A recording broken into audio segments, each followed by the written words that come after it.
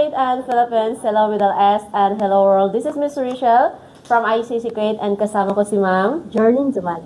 Yes. Ayan, so ngayon mapapanood po ninyo, mapapakinggan ninyo ang totoong kwento kung paano si Ma'am nakapagtapos dito sa ICC. Paano ba siya nag-enroll dito sa ICC at bakit niya naisipan na mag-enroll at mag-aral since OFW siya.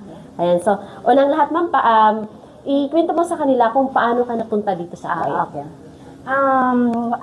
Pumunta ako ng Kuwait. First, I'm Jorlyn Zumali. And then, ang trabaho ko ay isang katulong lang dito sa bansang Kuwait. Pumunta ako dito since 2023. Mag-4 na taon na po ako sa next year. Sa isang employer lang? Yeah, isang employer lang po yan, ma'am. Laging mabait naman yung amo ko. Then, may 2 taon akong sinayang ko, ma'am. Dito kasi tuwing day off ko, kung saan lang ako gumagala. Tapos, one time, may nakilala ko sa labas ng nag-aaral dito. Tapos sabi niya sa akin, baka gusto mo mag-aaral din sa taas, sa caregiver na social and care. Sabi niya, biglang nag-ano sa utak ko. Parang nagpa-pop siya sa utak mo. Yan talaga yung pangarap ko dati nung nasa Pinas pa ako. Sabi ko, sige, gusto ko, sabi ko, ma'am, tapos sabi niya, kailan ba? Sabi ko, kailan ba pwede pumunta doon? Bernie, sabi niya, Friday, kasi Friday siya. Kaya pumunta ako mag-isa dito, nag-enroll ako kay ma'am sa admin. And then, okay naman ma'am, kasi madali lang ang process, makapasok ka dito eh. Kailangan mo lang ng passport mo, tsaka naging masaya ako ma'am, tapos umuwi ako sa amo ko, sabi ko, madam, pwede ba ako mag-aral ng social and care? Kasi yan ang ko talaga, pangarap mo. Sabi niya, sige, kung yan ang pangarap mo, di, pag-school ka. Nag-school na ako dito, until, nang first time ko po dito, medyo kaba kasi siyempre, kabahan po ako, no? And then, pumasok na po ako dyan sa school, dyan, I'm kay Sir Mark, and then nakilala ko Sir Mark, napakabait naman po niya kasi talagang matyaga po siya magturo sa amin at mga classmates ko din.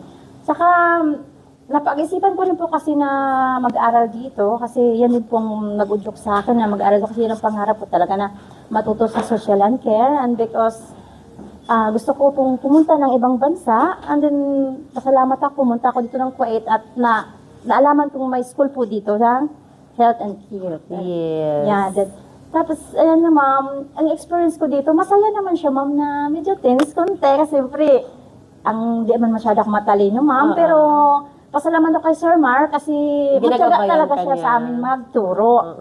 Until na hanggang sa matagal-tagal na ako, natutunan ako gumawa ng module, gawa ng lahat ng vital signs, lahat po ng kailangan as a caregiver. And then, ang masasabi ko lang sa mga OFW dito sa Kuwait sa atin, huwag niyong sayangin ang araw at ang oras at ang taon. Kasi kailangan din natin magkaroon ng magagandang trabaho, magkaroon tayo ng malaking sahod para sa ating pamilya. Kasi may mga anak din po kami sa Pinas na kailangan din namin magpaaral. Kaya, grab ko talaga itong opportunity na ito na makapag-aral dito sa social and care as a caregiver. And then, mababait pong mga staff dito. Si Ma'am Rachel, napakabait po niya ni Ma'am Rachel at si Sir Mark. And then, kaya, yun lang pong masasabi ko. Yan pong pinaka-the best ko sa buhay ko na nakapag-aral po ako dito sa social and care. And then, thanks God po kasi ang employer kong nagbabayad ng school ko every month. Di ba? Ang galing mo Kaya, naman. hindi ko po talaga sinayang yung pagkakataon na opportunity kasi gusto ko pong pumunta ng Europe. Pero ma'am, paano mo siya na-manage yung pag-aaral mo at the same time? Siyempre, nag-work ka, di ba? Ganito po yun, ma'am. Pag Biyernes po, araw ng Biyernes, may bisita po talaga yung amo namin. Kakain na almusal. Ang gawa ko po, gigising ako ng alas 3 ng umaga, madaling araw. I-prepare ko na lahat yung mga food nila. And, parang ready na siya, iinitin na lang. Ready na sila. Tapos kakain po sila, mga alas 8, tapos na po sila. That time, maaga pa pong simula ng Yun lang ginagawa ko. Naliligo na po ako sa umaga. Tapos, pag okay na po yung bisita namin, aalis na po ako, pupunta na po ako. Kasi ayaw ko pong malate kasi ayaw ko pong ma-discourage yung employer ko kasi siya pong nag-udyok sa akin na mag-eskwela po dito sa social and care. And then, salamat din po kasi minsan nalilate ako mag-pay pero mababait po ang mga staff po dito. Bababigyan po talaga kayo. Pag nakiusap lang po talaga kayo ng mabuti. At saka kung nakikita po talaga nila na maging maayos yung pag-aaral nyo o tutulong din po sila para sa knowledge po natin. Kaya salamat po. And of course, sobrang proud kami sa'yo kasi syempre alam naman natin talaga na hindi ganun kadali pag nag-work tayo sa loob ng bahay. Kasi may mga restrictions din tayo, di ba? O mahirap siya, and din yung oras din natin. Minsan kasi hindi natin alam kung kailan tayo utusan or kailan tayo available. Pero at least saludo kami sa'yo kasi tinapos mo yung course mo. Ilang buwan mo siya tinapos yung Diploma in Health and Social Care? 18 months, o di ba? Pero hindi mo siya namamalayan, ay, 18 months na pala yung lumipas, di ba? Tsaka dito rin ko po naranasan paano ano ba this is? Itong pagsubok mo. Kasi that time, akong una ang nagbayad ng school ko. Tapos na hindi ko na kaya kasi siyempre maliit lang ang sweldo ko. Lagi akong umiiyak dahil sa laksa Diyos na sana makapatuloy ako sa pag-aaral dito. Kasi gusto ko talaga mag-aral. That time, good morning, then salamat sa Diyos kasi ang amo ko nagsabi, pagpatuloy mo yung pangarap mo, pagpatuloy mo yung pag-eskwela mo dito, akong bahala sa tuition mo. Diba? Kaya, ang galing, po talaga. Yes, ma'am. At saka, the best po dito kasi si Sir Mark, napakabait po talaga niya. Kaso, sa iyo ma'am, and then kay ma'am sa admin natin, lahat po staff dito is mababait. Kaya, wag po kayong maalanganin na pumunta dito kung kailangan nyo talaga at pangarap nyo, grab nyo na talaga ito kasi diyan tayo makakakuha ng magandang future natin. Makakakuha tayo ng magandang sahod. Kasi alam natin, ang katulong ng sahod natin nasa 100 plus lang.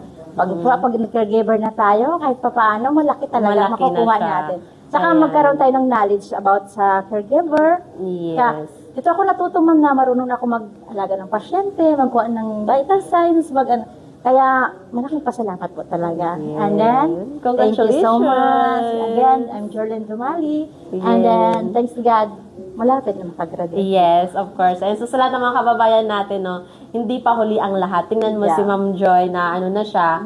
Tapos na siya sa Diploma in Health and Social Care. So, within 4 years niya dito sa Kuwait. Ayan, so hindi niya in-expect na darating din yung point na to na makapagtapos ng pag-aaral. Kasi alam naman natin na pumunta tayo dito sa ibang bansa para magtrabaho at hindi para mag-aral. Pero ito is malaking opportunity na nakapagtapos siya ng pag-aaral, di ba? So, yun, wag po natin sayangin yung mga day off natin. Gawin natin siyang productive.